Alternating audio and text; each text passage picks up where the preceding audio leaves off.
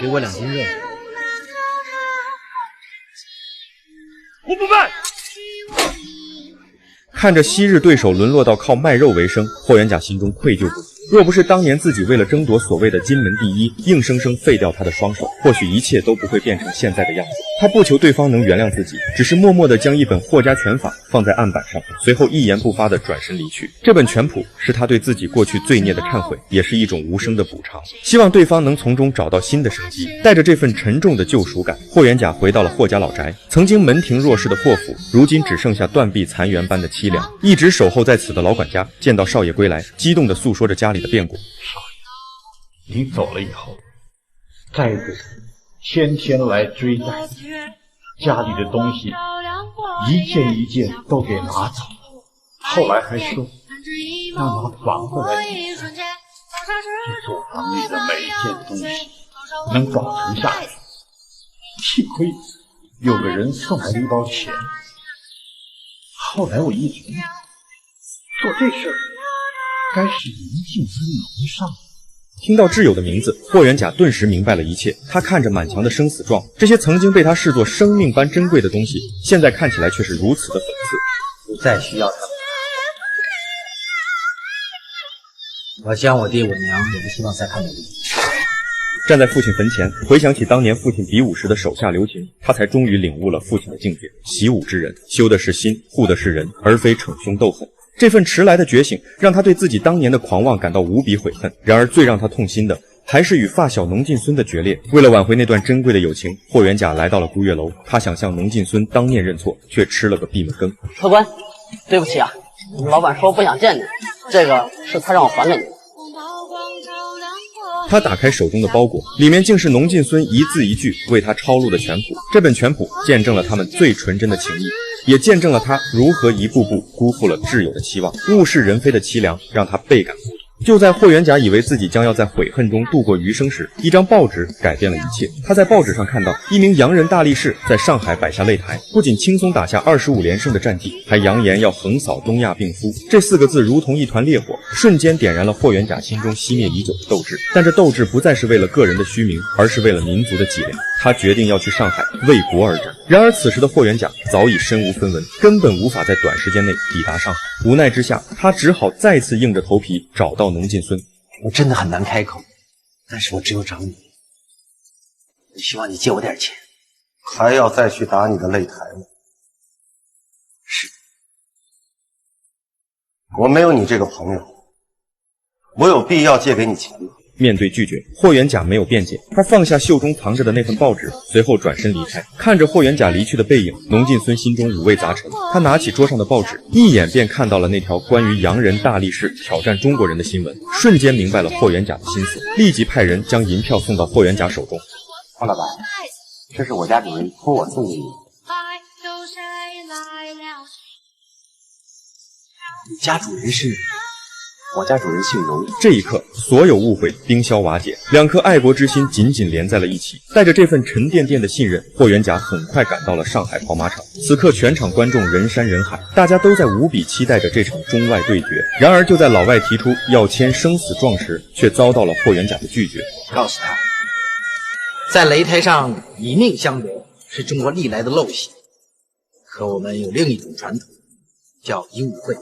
这番话获得了全场观众的掌声，可在洋人大力士耳中，这简直就是一句笑话。他脱下战袍，露出强壮的肌肉，恨不得马上就要撕碎对面那个瘦弱的男人。面对对手这赤裸裸的嘲讽，霍元甲摆出架势，轻轻一掌就将其打飞数米远。被激怒的大力士开始疯狂进攻。起初他凭借力量差距还能赚到一点甜头，可很快这些笨重的招式就被霍元甲以柔克刚，一一化解。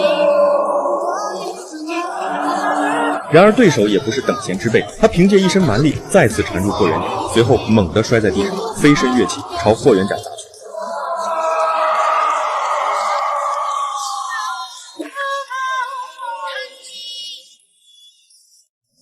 怎么了？男人突然惊恐地发现，年迈父亲的身体正以肉眼可见的速度持续收缩。惊慌失措之下，男人以为父亲遭遇了不测，赶紧打电话通知家人。然而电话还没打通，就听见楼下传来熟悉的争吵声。他顺着声音向下看去，眼前的景象让他彻底惊呆了。那个原本已经奄奄一息的父亲，此刻竟然精神抖擞地站在路边，还与几个年轻人打成一片。男人不可置信地走上前去，发现父亲不仅满头的白发开始消退，而且面容也发生了翻天覆地的变化，看起来至少年轻了20岁。男人彻底懵了。老爸，干什么？你有没有觉得不舒服？有没有觉得不对劲儿啊？你说的是那些皮吗？哎呀，每年换季都会脱皮，老人家的手皮、脚皮，不过今年掉的特别多，全身脱皮而已。我知道换季会脱皮，我也见过晒伤了脱皮，像你这种脱法，全球独有。为了查清真相，男人不顾父亲的反对，强行将他带到了医院。经过一番详细的全身检查，医生拿着报告给出了一个更令人啧舌的结论。根据报告呢，田先生的脑退化症有很大的改善，可以说年轻了20年。等等，他之前不是这样的，他现在变成这样，会不会有危险啊？对你爸爸的病情呢，我只有一个结论，就是我超忙啊。男人觉得医生在敷衍了事，明明这么大的变化，怎么可能一切正常？在诊室里，与医生发生了激烈的争吵，最终两人双双被赶出了医院。第二天一早，男人发现父亲独自坐在餐桌前一动不动，他主动打招呼，父亲也毫不理会。走近一看，才发现原来是父亲又脱皮了。不是吧？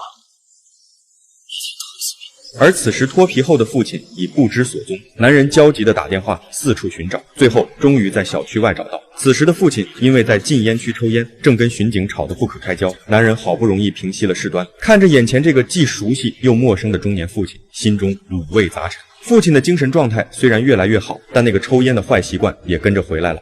你这样抽会死的。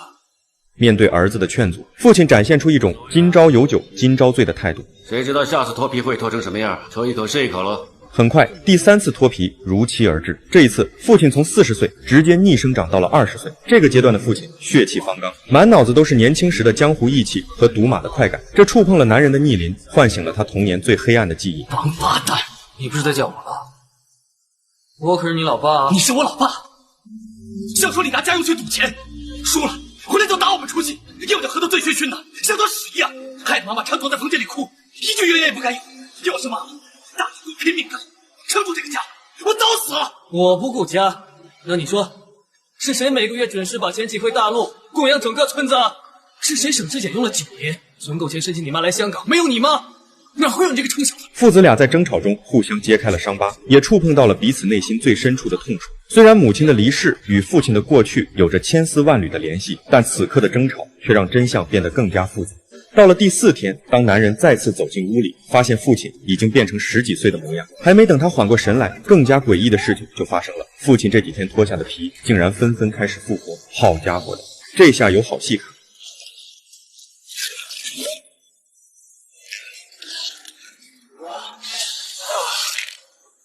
哪个二货把我塞到柜子里，觉得我全身都臭了。